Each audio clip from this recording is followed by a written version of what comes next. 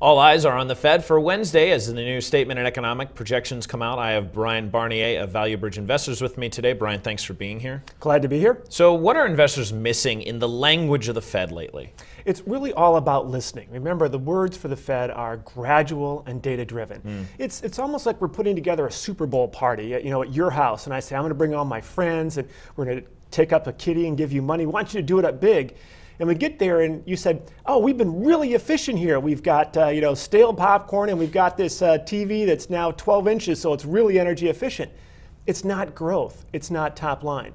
So all this policy has been to drive the growth in the economy, and yet businesses are just cost cutting by and large, and that's why our revenues are about 11-12% below trend line. Right, we're seeing miss on revenue. Bottom lines are looking pretty healthy, but that's not necessarily what the Fed wants to see. Well, it's not what the consumer wants to see, and that makes the consumer scared, and that makes the consumer hold back, and that just makes the whole cycle worse. Sure. So let's turn to personnel. Stan Fisher, now his name has come up in discussion of being in the Fed, vice chair possibly. What do you have to say about him?